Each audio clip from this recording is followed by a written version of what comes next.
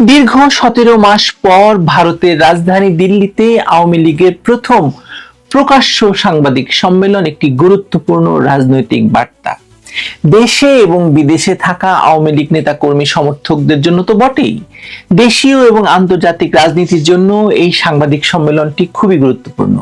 বিশেষ করে যখন বাংলাদেশে অবৈধ ক্ষমতা দখলকারী ইউনূস সরকার একটি তথাকথিত নির্বাচন অনুষ্ঠানের পায়তারা করছে, তখন এই সংবাদ সম্মেলন থেকে বলা হচ্ছে যে আওয়ামী লীগ নির্বাচনে অংশ নিতে প্রস্তুত, কিন্তু শুধুমাত্র একটি নিরপেক্ষ অন্তর্বর্তী সরকারের অধীনেই তারা নির্বাচনে যাবে। এই কথা খুব স্পষ্ট এবং খুবই যৌক্তিক।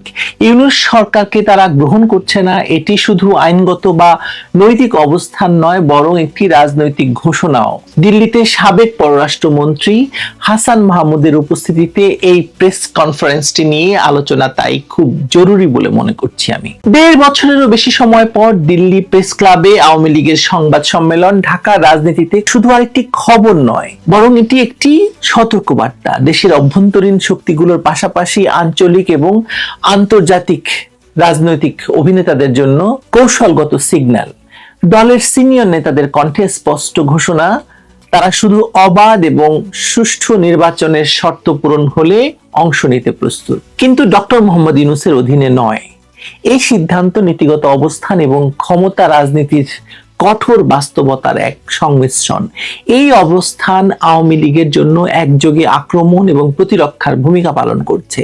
একদিকে বর্তমান অন্তর্বর্তী সরকারের বৈধতা এবং ক্ষমতা প্রশ্নবিদ্ধ করছে তারা, আন্তর্জাতিক অডিয়েন্সের সামনে নিজেদের গ্রহণযোগ্যতার ফ্রেম তৈরি করছে তারা। অন্যদিকে তারা নিজেদেরকে গণতান্ত্রিক প্রক্রিয়ার পক্ষে অপরিহার্য বলেই প্রতিষ্ঠিত করছে। এই অবস্থানটি বাংলাদেশের রাজনৈতিক বাস্তবতায় একটি জটিল সমীকরণ তৈরি করেছে। এখনো পর্যন্ত ইউনূস সরকারের পক্ষ থেকে এই সংবাদ সম্মেলন বিষয়ে কোনো রকম প্রতিক্রিয়া না দিলেও বোঝা যাচ্ছে যে সরকারের ভেতর একটা বেশ অস্থিরতা তৈরি হয়েছে এবং তারা বিভিন্ন জায়গায় বিভিন্ন বার্তায় তারা বলছে যে আওয়ামী লীগকে তো ওদের ঠেকানো যাচ্ছে না। আওয়ামী লীগের জনসমর্থন 60% থাকলেও তাদেরকে পরিকল্পিতভাবে নির্বাচন প্রক্রিয়ার বাইরে রাখা হচ্ছে। এই অভিযোগের সত্যতা যাচাইয়ের পাশাপাশি এটি স্পষ্ট যে বর্তমান অন্তর্বর্তী সরকার আওয়ামী লীগকে রাজনৈতিক প্রতিদ্বন্দ্বী হিসেবে এড়িয়ে যেতে চাইছে। এই পরিস্থিতিতে নির্বাচনের বৈধতা নিয়ে প্রশ্ন উঠতে বাধ্য, কারণ তারা তো কোনো রাজনৈতিক সরকার নয়। কেন তারা আওয়ামী লীগকেই তাদের শত্রু, তাদের সবচাইতে প্রতিদ্বন্দ্বী মনে করছে? সঙ্গত কারণ আছে, কারণ তারা আওয়ামী লীগকে ক্ষমতাচ্যুত করে আওয়ামী লীগকে ক্ষমতা থেকে সরিয়ে তারা ক্ষমতা দখল করেছে। ফলে যার কাছ থেকে ক্ষমতা দখল করা হয় তাদেরকে তো শত্রু মনে করবেই, কিন্তু সেটি তো মনে করার কথা নয়। তাদের তো উচিত লেভেল প্লেইং ফিল্ড তৈরি করা। বাংলাদেশে এই প্রথম একটি অরাজনৈতিক সরকার ক্ষমতায়, যারা আসলে শুধু নির্বাচনের ম্যান্ডেট নয়, তারা অনেক কিছু করছে, তারা দেশটাকে বিক্রি করে দিচ্ছে। আপনি চিন্তা করে দেখুন যে এর আগে যতগুলো তত্ত্বাবধায়ক সরকার ক্ষমতায় এসেছে, তারা প্রত্যেকেই শুধুমাত্র নির্বাচন এবং নির্বাচনের লেভেল প্লেইং ফিল্ড তৈরি করা নিয়ে কাজ করেছে এবং নির্বাচন অনুষ্ঠান করে চলে গেছে। কিন্তু এই সরকার তো তা নয়। এই সরকার একটি রাজনৈতিক সরকার, আপনি যত কিছুই বলুন না কেন। ফলে একটি রাজনৈতিক সরকারের অধীনে এতদিন ধরে যেমন বিএনপি, জামায়াত সবাই প্রশ্ন করেছে যে একটি রাজনৈতিক সরকারের অধীনে তারা নির্বাচনে যাবে না, যায়নি, আওয়ামী লীগ কেন যাবে? এই ব্রিফিং এ এটাই ছিল মূল কথা।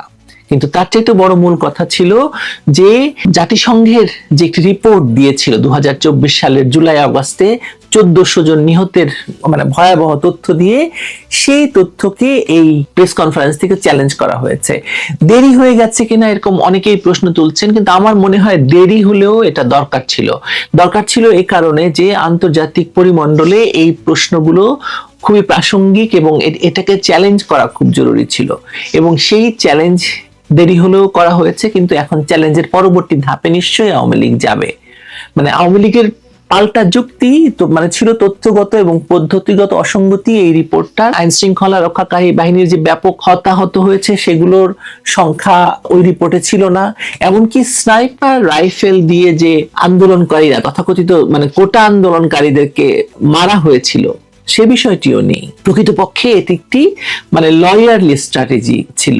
তারা দেখতে চায় যে জাতিসংঘ, ইউরোপিয়ান ইউনিয়ন, কমনওয়েলথের মতো ফোরাম রিপোর্ট রিবাটাল এবং ফ্যাক্ট ফাইন্ডিং এর নতুন প্রক্রিয়া তৈরি করে অন্তর্বর্তী সরকারকে মানে ন্যারেটিভকে প্রতিহত করা যায় কিনা, অন্তর্বর্তী সরকার যে ন্যারেটিভ তৈরি করতে চাচ্ছে সেটাকে প্রতিহত করা যায় কিনা, এবং সেটা খুবই জরুরি। কারণ হচ্ছে এই পুরো ব্যাপারটি জাতিসংঘের এই যে ফ্যাক্ট ফাইন্ডিং কমিটি বা যে 1400 মানে হত্যার রিপোর্ট দিয়েছে, এটি পুরোটাই ডক্টর ইউনূস যা বলেছেন তাই। আমরা মনে করতে পারি তখন সেনাবাহিনীর সঙ্গে তারা কথা বলেনি, কারণ সেনাবাহিনী এখানে একটা গুরুত্বপূর্ণ স্টেক হোল্ডার, তাদের সঙ্গে কথা বলেনি, অনেকের সঙ্গে কথা বলেনি। এখন তো প্রমাণিত হচ্ছে যে এই যে আবু সাইদ, তার শরীরে কোনো গুলির চিহ্ন পাওয়া যায়নি। আদালতে যখন এই মানে মামলা গেছে, তার শরীরে কোনো গুলির চিহ্ন পাওয়া যায়নি। ফলে এইসব প্রশ্ন তো এখন তুলতে হবে। শুধু প্রশ্ন তুললে হবে না, প্রশ্ন তোলার পরবর্তী ধাপ কি সেটা নিয়েও কথা বলতে হবে। আমি আশা করছি কিছুদিনের মধ্যেই হয়তো যারা সংবাদ সম্মেলনে উপস্থিত ছিলেন তাদের কারো সঙ্গে আমি একটি সাক্ষাৎকারের ব্যবস্থা করব, এবং সেই সাক্ষাৎকার থেকে বিষয়টি আরো স্পষ্ট হবে। আজকে সাক্ষাৎকার নিয়ে কথা বলি। জাতিসংঘের মানবাধিকার কমিশনের প্রতিবেদন নিয়ে আওয়ামী লীগের তীব্র সমালোচনা অত্যন্ত কৌশলগত। 1400 মৃত্যুর যে পরিসংখ্যান উপস্থাপন করা হয়েছে তা নিয়ে দলটির পাল্টা তথ্যের দাবি আন্তর্জাতিক মতামত গঠনের ক্ষেত্রে প্রভাব ফেলবে নিশ্চিত। বিশেষত স্নাইপার বন্দুক ব্যবহারের অভিযোগ এবং পুলিশ সদস্যদের নৃশংস হত্যার বিবরণ, জুলাই আন্দোলনের প্রকৃত চরিত্র নিয়ে নতুন আলোচনা শুরু হতে বাধ্য, এবং সেটা আন্তর্জাতিকভাবেই।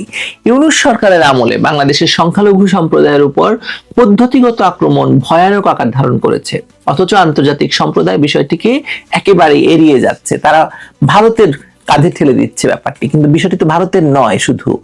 আওয়ামী লীগ অন্যান্য বক্তব্যের সঙ্গে এই বিষয়টিকেও তুলে ধরেছে সাংবাদিকদের সামনে। দীপুচন্দ্র দাসের হত্যাকাণ্ড এবং গত 2 সপ্তাহেই 8 জন হিন্দু ধর্মাবলম্বীর মৃত্যুর প্রসঙ্গটি এ কারণে উল্লেখযোগ্য যে শান্তিতে নোবেল বিজয়ী ইউনূসের শাসনামলে বাংলাদেশের সংখ্যালঘু সম্প্রদায়ের উপর যে ভয়াবহ নির্যাতন নিপীড়নের খড়গ নেমে এসেছে, মানে তার প্রতি আন্তর্জাতিক সম্প্রদায়ের দৃষ্টি আকর্ষণ খুব জরুরি ছিল। তবে আন্তর্জাতিক পরিসরে আওয়ামী লীগের এই যে উপস্থিতি জানান দেওয়ার বিষয়টি, সেটি কিন্তু খুব সহজ ছিল না। নিতে হয়েছে নানা কৌশলের আশ্রয়। বিশেষ করে ভারতের সঙ্গে বর্তমান সরকারের সম্পর্ক যে স্তরে গিয়ে ঠেকেছে, তাতে ভারতে আওয়ামী লীগকে মানে সেদেশে আশ্রয় দিয়েছে ভারত, এই যুক্তি দেখিয়ে ইউনূস সরকার নানাভাবে ভারতকে হুমকি ধামকি দিচ্ছে। কখনো কখনো সেটা ভারতের অখণ্ডতা বিনষ্টের হুমকির ঘটনায় চলে যাচ্ছে। এমত অবস্থায় ভারতের রাজধানী দিল্লিতে একটি প্রেস কনফারেন্স করাটা তো বিরাট ব্যাপার। এক্ষেত্রে হাসান মাহমুদের ইউরোপীয় মানে পরিচিতিটি কাজে লাগিয়ে দিল্লি প্রেস ক্লাবে আয়োজন করাটা ছিল খুবই কৌশলী সিদ্ধান্ত, সন্দেহ নেই। এই সংবাদ সম্মেলনের মাধ্যমে আওয়ামী লীগের সবচেয়ে কার্যকর চালটি হচ্ছে নির্বাচনে অংশগ্রহণের প্রস্তুতি ঘোষণার মধ্য দিয়ে নিজেদের অ্যান্টি ইলেকশন ইমেজ থেকে দূরে নেওয়া। সরকার বলছে না যে আওয়ামী লীগ নির্বাচন ঠেকাতে চায়, আওয়ামী লীগ তো নির্বাচন ঠেকাতে চাইছে না। আওয়ামী লীগ বলছে তারা নির্বাচনে অংশ নিতে চায়, কিন্তু এই সরকারের অধীনে নয়। তারা বলছে অন্তর্বর্তী সরকার বদলান, নিয়ম কানুন স্বচ্ছ করুন, মাঠ সমতল করুন, তাহলে তারা প্রতিদ্বন্দ্বিতা করবে। আওয়ামী লীগের বিরুদ্ধে যেসব অভিযোগ আনা হয়েছিল, সেই একই অভিযোগ যদি এই সরকারের বিরুদ্ধেই থাকে, তাহলে আওয়ামী লীগের মতো রাজনৈতিক দল কেন নির্বাচনে যাবে বলেন? মানে এই কারণেই তত্ত্বাবধায়ক সরকার বাতিল করার মূল কারণ ছিল যে তাদেরকে রাজনৈতিক করে ফেলা হয়েছিল। তো এখন তো একই ব্যাপার ঘটছে। মানে এই কথা তুলে আওয়ামী লীগ এক ঢিলে 3 পাখি মারতে চেয়েছে। প্রথমত আন্তর্জাতিক অডিয়েন্সকে দেখানো যে দলটি গণতান্ত্রিক প্রক্রিয়ায় বিশ্বাসী, দ্বিতীয়ত বর্তমান ব্যবস্থাকে কাঠগড়ায় দাঁড় করানো যাচ্ছে, এবং তৃতীয়ত অভ্যন্তরীণ ভাবে নেতা কর্মীদের মনস্তত্ত্বকে দৃঢ় করা যাচ্ছে যে আমরা ফিরে আসার রোডম্যাপে আছি, আমরা হারিয়ে যাইনি। আওয়ামী লীগ নাকি হারিয়ে গেছে, আওয়ামী লীগ নাকি কোথাও দেখা যায় না, এই যে দেখুন আমরা আছি, আমরা আন্তর্জাতিক পরিমণ্ডলেই আছি।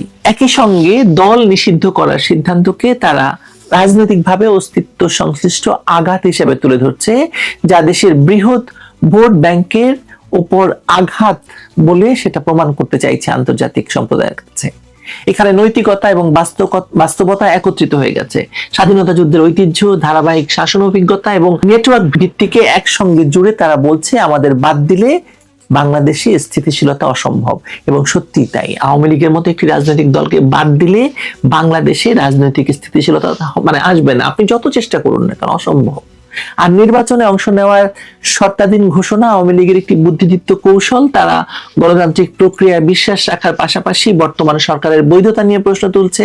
একদিকে তারা নির্বাচনমুখী দল হিসেবে নিজেদের উপস্থাপন করছে, অন্যদিকে ইউনূস সরকারকে পক্ষপাতদুষ্ট বলে অভিহিত করছে। এই অবস্থান তাদের আন্তর্জাতিক সমর্থন আদায়ে সহায়ক হবেই। বাংলাদেশের মাটিতে আওয়ামী লীগকে বাদ দিয়ে একটা দ্রুত নির্বাচনী মহড়া করা গেলে সেটি আন্তর্জাতিকভাবে গ্রহণযোগ্য হবে না। ভোট যন্ত্র যতই নিখুঁত হোক, খেলোয়াড়ের অর্ধেককে মাঠের বাইরে রাখা হলে ফলাফলের সামাজিক গ্রহণযোগ্যতা, রাজনৈতিক গ্রহণযোগ্যতা, আন্তর্জাতিক গ্রহণযোগ্যতা কমে যাবে, তাতে কোনো সন্দেহ নেই। এর ফলে সংখ্যালঘু নির্যাতনের ইস্যু এবং ব্যাপক গ্রেপ্তার হামলার অভিযোগ যোগ হলে, মানে সবকিছু মিলিয়ে যে প্রতিকূল ভাবমূর্তি সরকারের তৈরি হয় সেটা আরো পাকাপোক্ত করা হলো এই সাংবাদিক সম্মেলনের মাধ্যমে। এই জায়গাটাই আওয়ামী লীগের স্ট্র্যাটেজিক উইন্ডো। তারা চাইছে আঞ্চলিক শক্তিগুলোর মুখোমুখি সরাসরি হস্তক্ষেপ না করলেও আড়ালে চাপ বাড়াক, কমপক্ষে অন্তর্বর্তী সরকার কাঠামোর রিকনফিগারেশন হোক, যাতে তারা শর্ত সাপেক্ষে ফিরে আসতে পারে। দিল্লি প্রেস ক্লাবের ব্রিফিং তাই একযোগে আন্তর্জাতিক ভোটারদের কাছে লবিং এবং ঢাকার ক্ষমতার খেলোয়াড়দের কাছে একটা সতর্কবার্তা। বাংলাদেশের রাজনৈতিক স্থিতিশীলতার জন্য আওয়ামী লীগের মতো একটি ঐতিহাসিক দলের অংশগ্রহণ প্রয়োজন, তবে সেই অংশগ্রহণ হতে হবে গণতান্ত্রিক এবং লেভেল প্লেইং ফিল্ডের মাধ্যমে। বর্তমান রাজনৈতিক সংকট নিরসনে সব পক্ষের সমঝোতা এবং আন্তর্জাতিক মধ্যস্থতা প্রয়োজন হতে পারে। আওয়ামী লীগের এই সংবাদ সম্মেলন সেই দিকে একটি প্রাথমিক পদক্ষেপ হিসেবে বিবেচিত করতে পারেন আপনারা।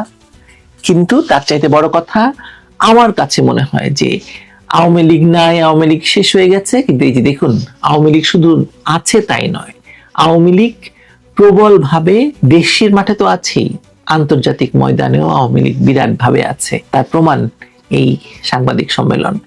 এই সাংবাদিক সম্মেলন পরবর্তী আরো কিছু বিষয় নিয়ে আলোচনা করব, নিশ্চয়ই দেখবেন।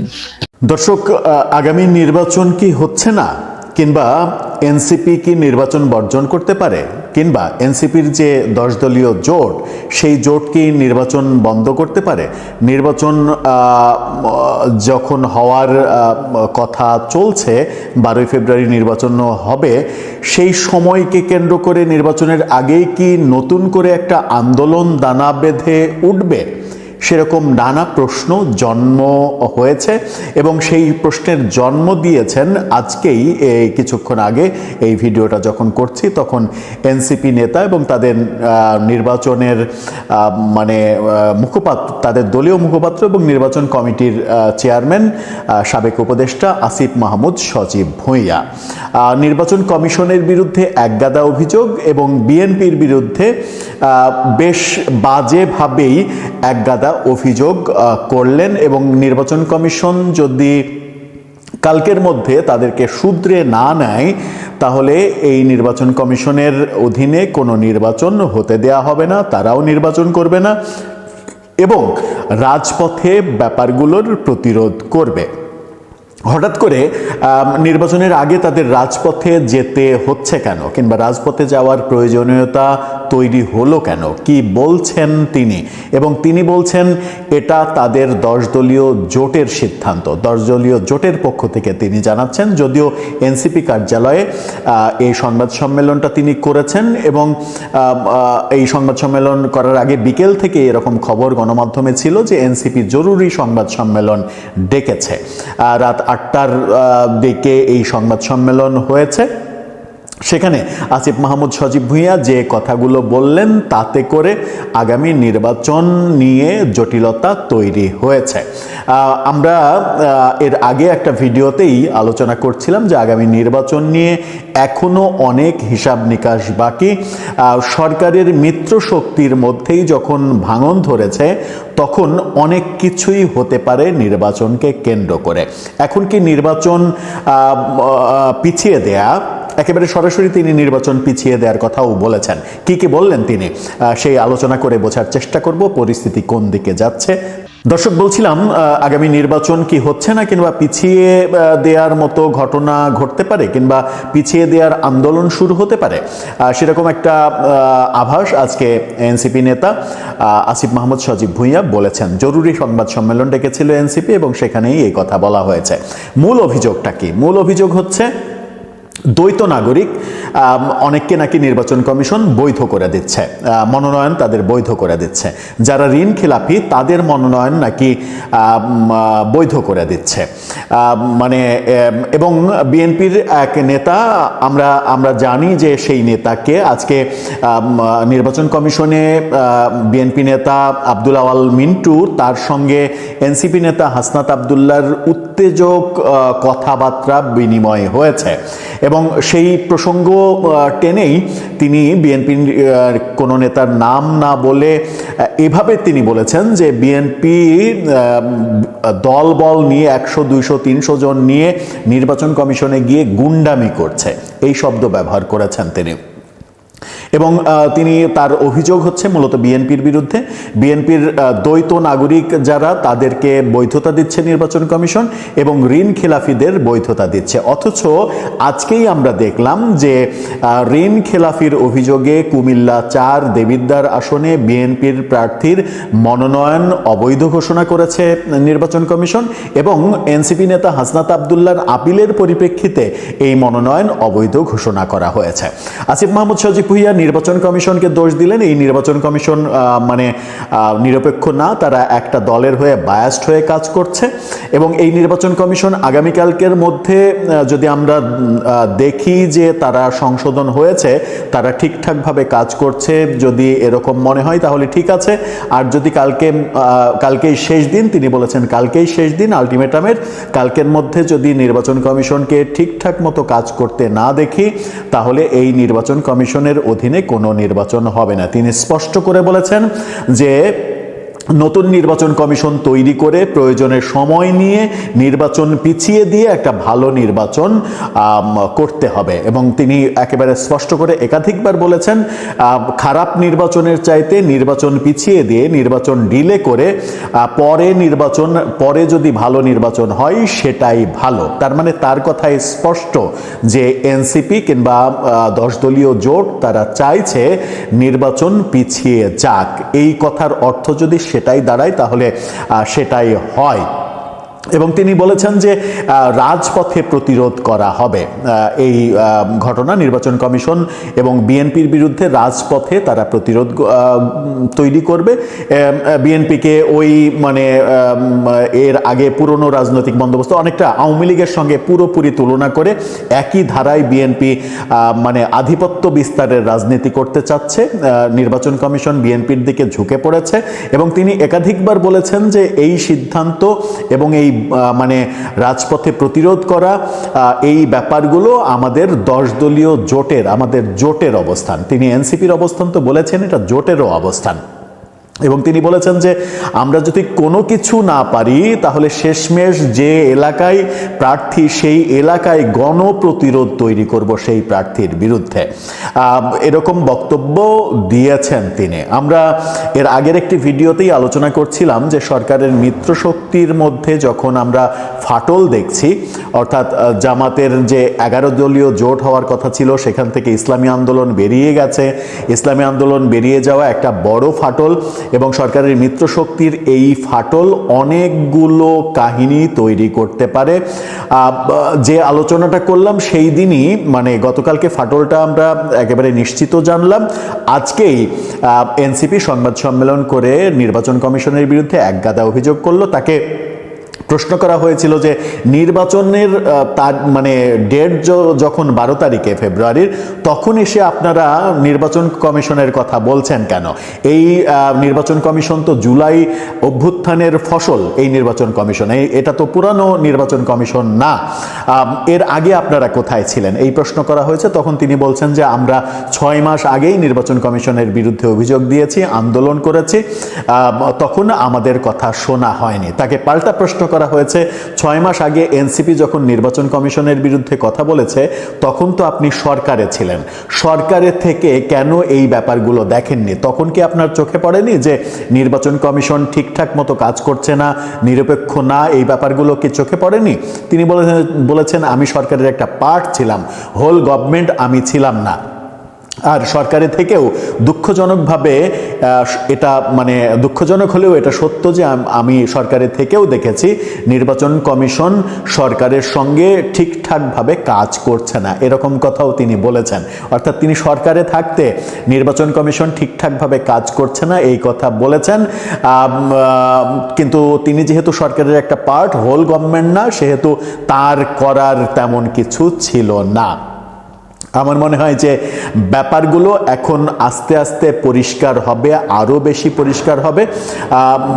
এখন দেখার বিষয় যে এনসিপির নেতা আসিফ মাহমুদ সজীব ভুঁইয়ার এই অবস্থানের বিপরীতে বিএনপির অবস্থান কি হয়, আর এনসিপির এই যে অবস্থান সংবাদ সম্মেলন, এটা আনুষ্ঠানিকভাবে জোটের অবস্থান কিনা, জামাতের আমিরের পক্ষ থেকে কিংবা জামাতের পক্ষ থেকে কি বক্তব্য আসে। যদিও আসিফ মাহমুদ সজীব ভুঁইয়া বলছেন এটা জোটের অবস্থান, কিন্তু এখন পর্যন্ত জোটের মানে যিনি প্রধান জামাতের নেতা, জামাতের আমির, তার মুখ থেকে যেহেতু এখন পর্যন্ত শোনা যায়নি, সেহেতু এখন পর্যন্ত আমরা এটা ভাবতে চাই না যে এটা জোটের অবস্থান। কিন্তু যার অবস্থানই হোক, এনসিপিও যদি বেঁকে বসে নির্বাচনের আগে, তাহলে নিশ্চিত করেই বলা যায় নির্বাচন 12ই ফেব্রুয়ারি হবে না। তাহলে কি আমরা বলতে পারি যে এই মুহূর্তে এনসিপি আদতে নির্বাচনের জন্য প্রস্তুত না? তারা নির্বাচন 12ই ফেব্রুয়ারি চাইছে না, তারা মনে করছে যে আরও একটু সময় প্রয়োজন, আর একটু সময় নিয়ে একটা ভালো নির্বাচন করতে হবে। আগামী 12ই ফেব্রুয়ারির নির্বাচন ভালো নির্বাচন হবে না বলে এখন পর্যন্ত তারা মনে করছে। একদিন পরে, 24 ঘন্টা পরে অবস্থাটা পাল্টায় কিনা, নাকি একই অবস্থা থাকে, নাকি আরও মারাত্মক রূপ নেয়, সেটাই এখন দেখার বিষয়। দর্শক, আপনার কি মনে হয় গতি প্রকৃতি কোন দিকে যাচ্ছে বলে মনে হচ্ছে? কিছু কি মিলছে?